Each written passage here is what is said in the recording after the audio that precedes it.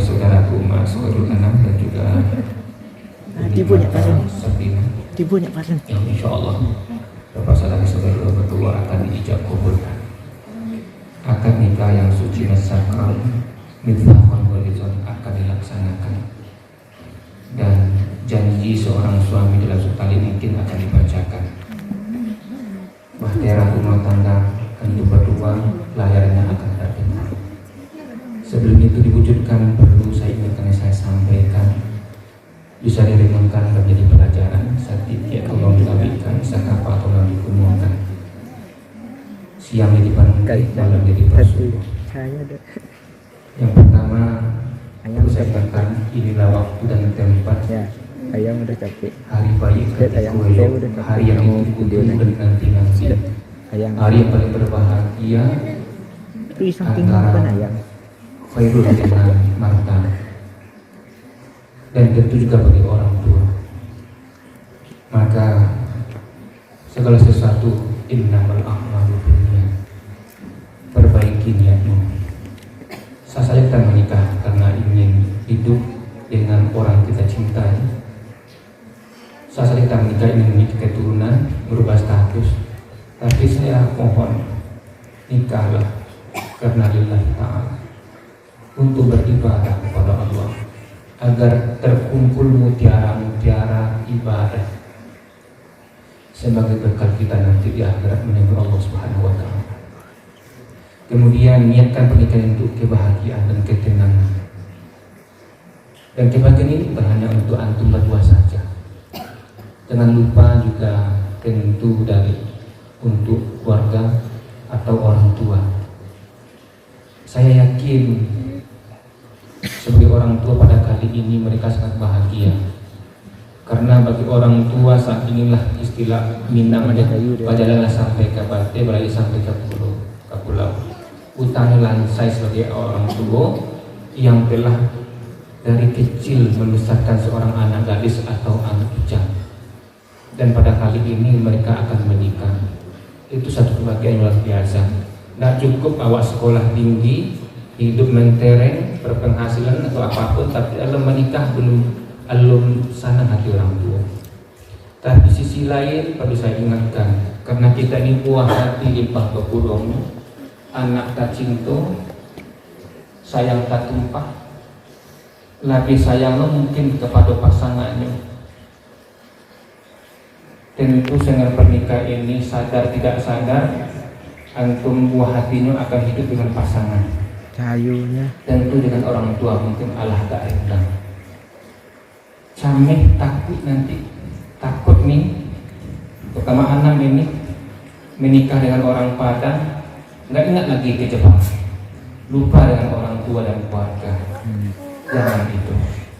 Mestinya dengan pernikahan antum akan merasakan bagaimana menjadi ibu, menjadi ayah nantinya, bagaimana hubungan sayangnya orang tua kepada anaknya.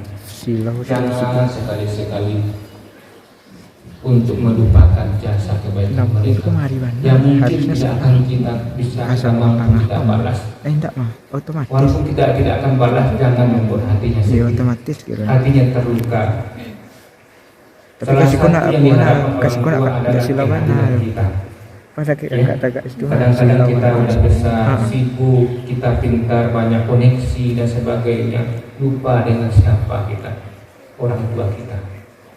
Kalau gampang orang tua antum menantinya, terluka hatinya dan mengucapkan ketidakpuasannya, jangan harap hidup akan selamat, bumi akan menumpah.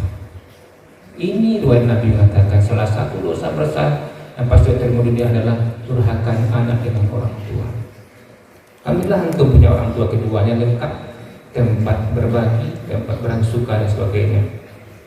Dan sukses hidup kita anak ini, bisanya antum seperti ini, mata bisa seperti ini, saya yakin ini karena doa orang tua. Itu yang saya ingatkan. Kemudian yang kedua adalah jagalah akad nikah ini yang telah saya sampaikan, mithaqan walizon, istimewa dan mulia. Ikatan ini jangan dikhianati dan jangan dirusak. Ikatan ini antara seorang gadis Minang dengan seorang pria emas atau jawab. Ikatlah, bagaimana bagusnya, karena antum berasal dari latar belakang berbeda, budaya yang berbeda. Bagaimana bagusnya ikatan ini dan berdaya guna kelaknya. Jangan mengikat satu saja, karena ini dua ikatan.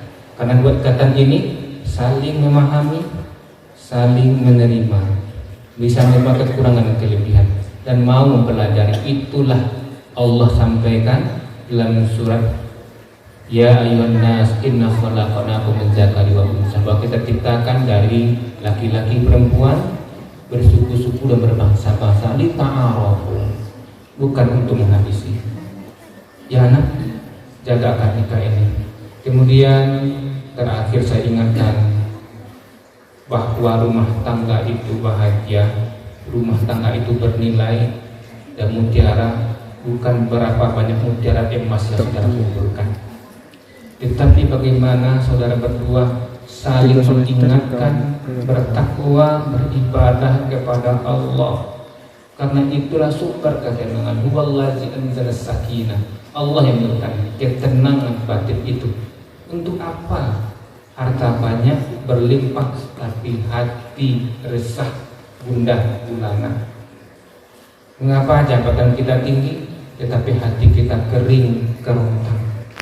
Isilah hati sirami dengan bertakwa kepada Allah, bertakwa kepada Allah, bertakwalah kepada Allah. Itu pesan saya.